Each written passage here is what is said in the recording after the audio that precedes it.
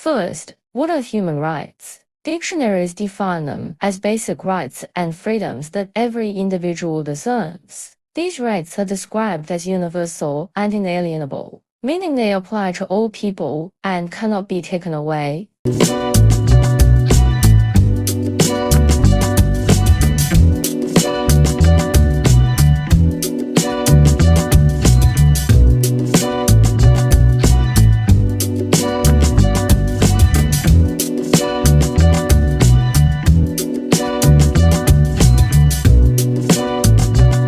Scholars add depth to this concept. John Locke argued that rights to life, liberty, and property are natural rights the government should protect. Meanwhile, Immanuel Kant emphasized that each person has inherent dignity and should be treated as an end, not merely a means. Now, let's look at different cultural perspectives. In the West, human rights focus on individual freedom and equality, as seen in documents like the U.S. Bill of Rights and France's Declaration of the Rights of Man. This approach emphasizes protecting individual freedoms. In Eastern thought, however, human rights are often viewed in relation to social harmony. Confucianism, for example, links individual rights with responsibilities within a family and society, stressing collective well-being over individualism. In conclusion, human rights philosophy varies widely across cultures. While the West emphasizes freedom and equality, the East values harmony and social responsibility. Together, these perspectives enrich our understanding of human rights.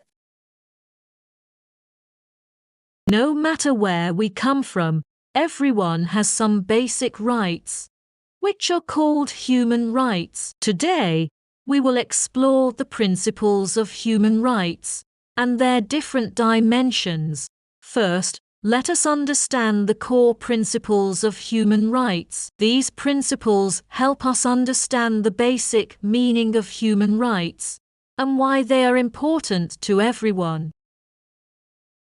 Human rights are universal. Human rights are inalienable. Everyone should enjoy equal rights. All human rights are interrelated. Finally, the protection of human rights is not only the responsibility of the state, but also the duty of every citizen. The first dimension is civil and political rights, such as the right to life, freedom of expression, freedom of religion, and a fair judiciary. The second dimension is economic, social, and cultural rights, which ensure the right to basic life guarantees, such as education, health, work, and cultural participation.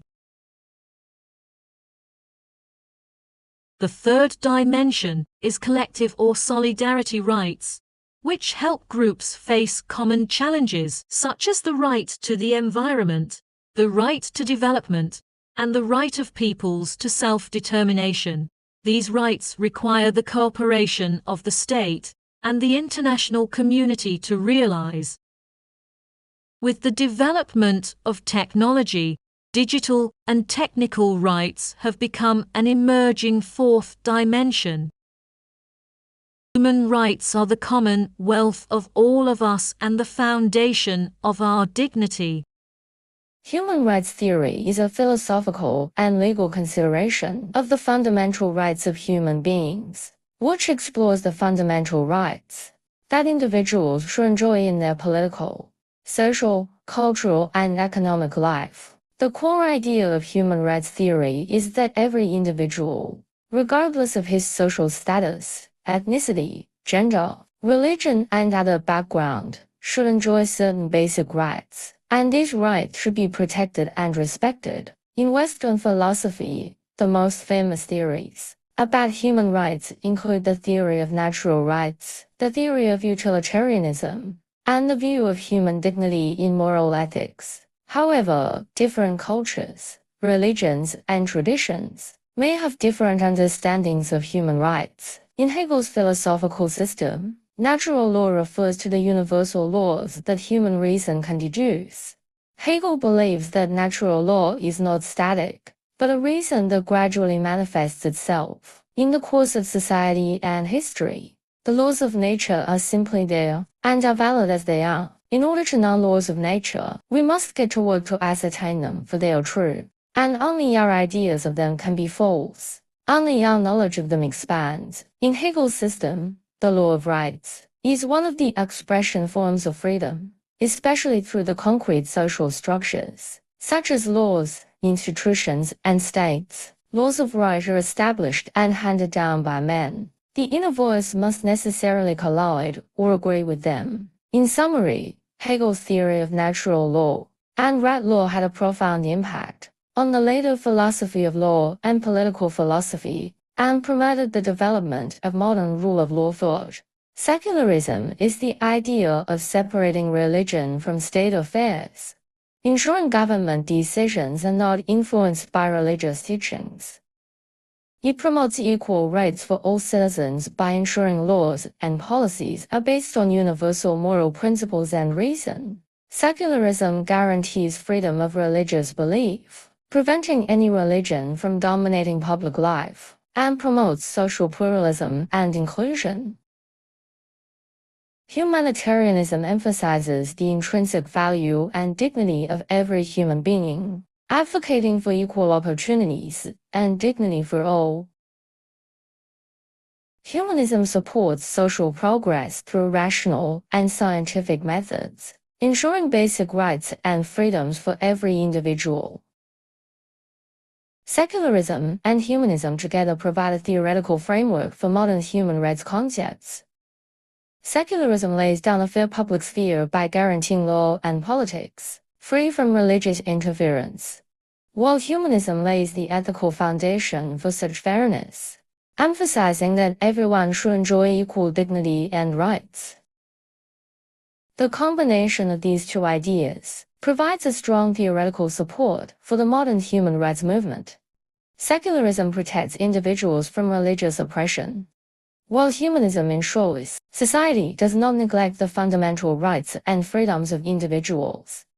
The individual dignity, freedom, and equality emphasized in modern human rights theory are the embodiment of these two ideas.